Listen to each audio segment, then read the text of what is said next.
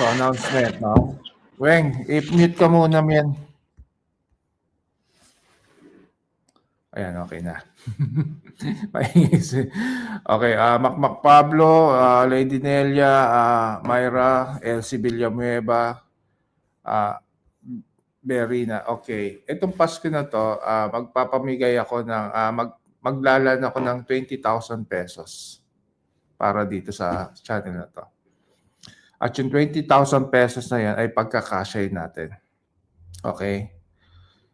Yan, i-organize ko yan. Ipapa-organize ko dito sa Hep-Hep-Hooray kung paano na i-distribute yan.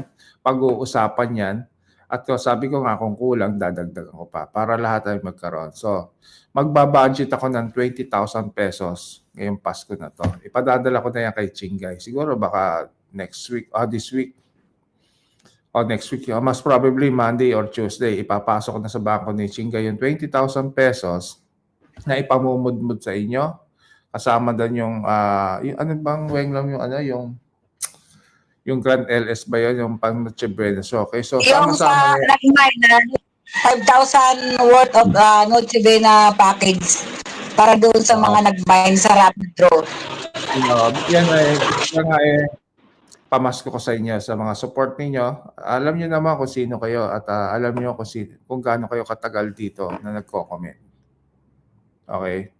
Maaaring isa kayo sa makatanggap ng aking blessing. Kung sino kayo, yan ay pag-uusapan ng Hep-Hep-Hooray, One Big Family dito sa atin. Okay, sana, yan lang siguro ang aking pwedeng pamigay ngayon sa panahon ngayon. At, di ba? Yun. So, yun lang mga kapatid. At sana maging masaya po tayo ngayong Pasko. Pasensya na kung ganun lang sa 20,000 pagkakasya na natin. Sabi ko nga kung ano lang meron natin, pagsalusaluhan natin, at least kahit papaano, may maihanda tayo sa ating hapagkainan sa araw ng Pasko. So, yan po ay i-release ko ng next week, Monday or Tuesday. At yan ay pagbobotohan ng One Big Family o Hep-Hep-Hooray kung paano yung Hep-Hep-Hooray para mailatag kung paano nila ipamamahagi yung 20,000 pesos na yan. So, yun yung good news na ang makakatanggap. Siyempre, alam niyo na kung sino kayo. Alam niyo sa puso ninyo yung support ninyo dito sa Alfa Romeo at Lady M. Okay? At maraming salamat. Sana next year, yan talaga ang buhay. Diba? At wag yung ningas kugon tayo. Ika nga, pag-support lang. Pag sama-sama bilang isang pamilya, gawin na natin makatotohanan. Dahil hindi ako nagdadalawa ng isip. Pag pamilya. Pagtulong. So, yan po yung Alfa Romeo. Hindi nagbago ng kanyang paninindigan. At least, tuloy-tuloy. Nakita nyo. Diba? Marami nagsabi, nahanap ka sa TikTok, kailangan sa TikTok. Hindi na ayoko maging tok-tok yung utak ko doon sa TikTok na yun. Masaya na ako dito. Maliit, pero masaya. Pamilya. Kaya hindi ko hinangad yung mag-TikTok ako. Ano bang gagawin ko sa TikTok na yan? Diba? Kasi ganito, kasi ganyan. Hindi ko kailangan yan.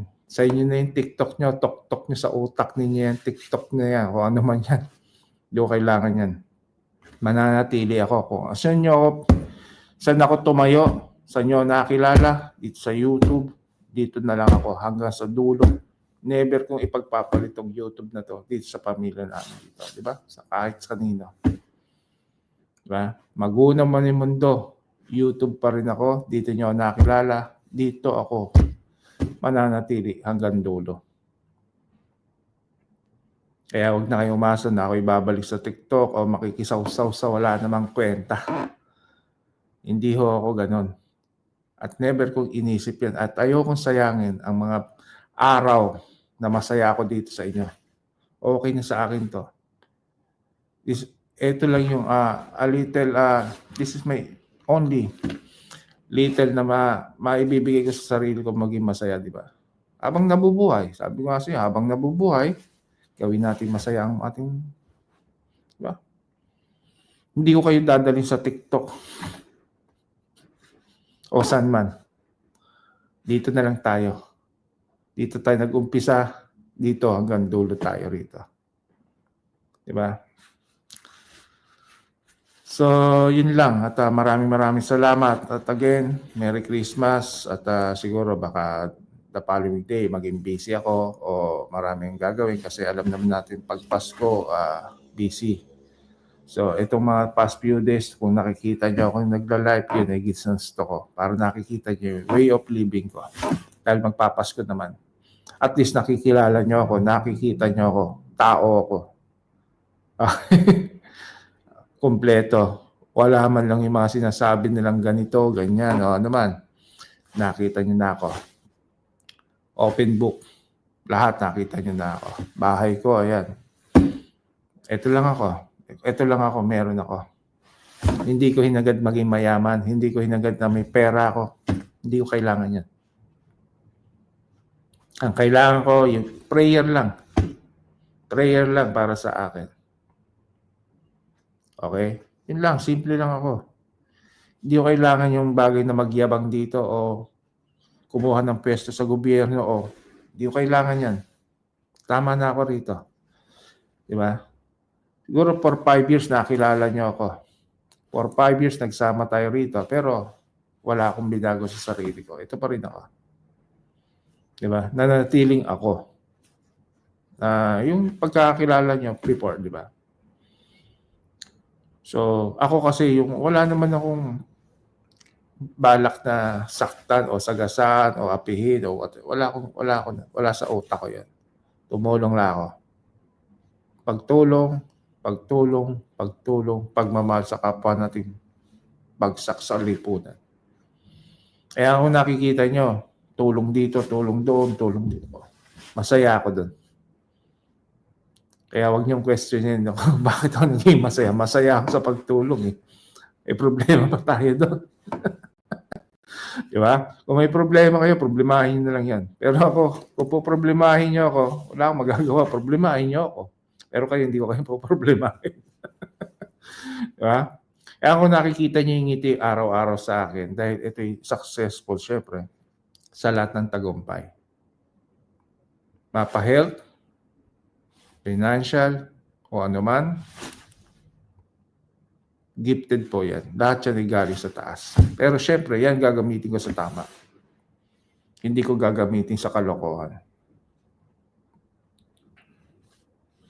Lahat ay tama. Sa aking pag-iisip. Kung ano yung tama na kinagisnan ko, yun po yung ma-implement ko.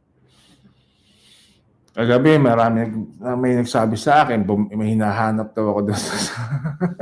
Ba yan? Tok-tok na yan? TikTok ba yan? Para ano, hindi na.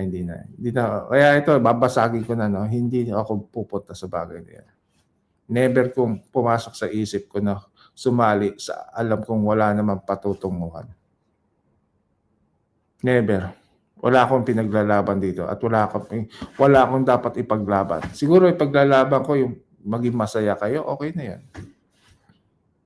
Yun yung simple lamang na gusto ko mangyari sa bawat isa ngayong Pasko na to. Sana magsama-sama kayo.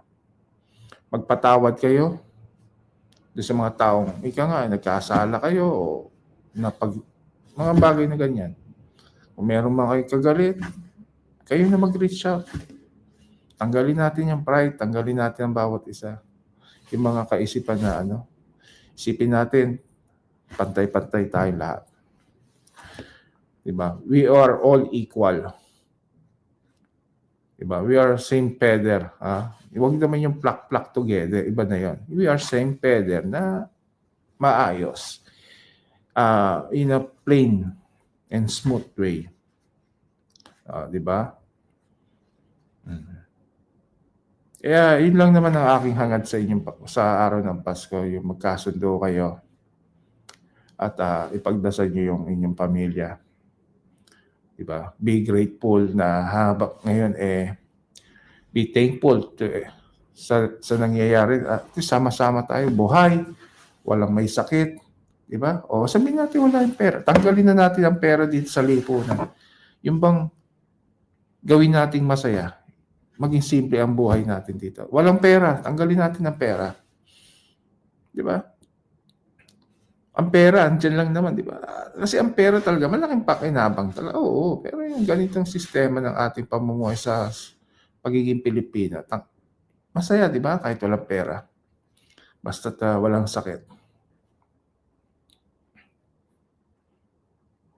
Yun lang yung masarap sa buhay natin dito. Dahil dito, hindi ko binibili ang bawat isa sa inyo ng pera dito. Siguro natutuwa ako na nagbibigay ako dahil yun yung sobra. Dahil yun gusto ko, dahil doon ako masaya eh. Pero hindi ko kayo binibili dahil sa pera. Natutuwa ako. Nagiging masaya ako doon sa bagay na yun. To the point na yun yung siguro yung kaligaya ko na tumulong sa kapwa at magpasaya. That it means binibili ko ang bawat isa dito ng pera. Sabi ko nga sa'yo, hindi naman importante sa akin pera. Pero nga, hindi ka naman masaya. Aanin mo yun.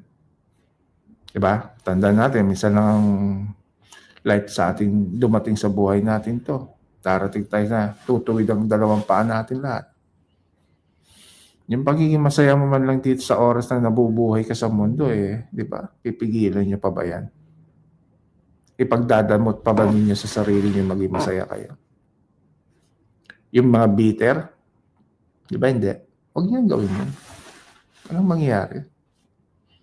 Diba? For example, tingnan nyo, mukha ba matanda? Lagi akong smile ng smile eh. Ang iniisip ko lang yung magiging masaya. Hindi ko iniisip yung stress. Kaya nga na-stress yung mga baser, kita mo, halos mamatay na sila sa kakawalwal sa akin eh. Matanda na nga sila, lalo pa silang tumanda. Sigaw sila ng sigaw eh. Ay ako, kita mo, pakit lang nga ng pakit. Sabi ko, pakit lang. Yun ang problema nyo. Ako, action lang. Smile. Tawa. So that it means hindi ako sira ulo. Kasi yun, ginagawa ko lang kayong baliw sa inyong pagkatao. Kasi kung babaliwin yung sarili nyo, mababaliw kayo. Diba? Diba? Yun yung mga inggit, selos, pikit. Yan yung mga yan. So, yun lang yan, Heaven. Ready ka na ba, Heaven?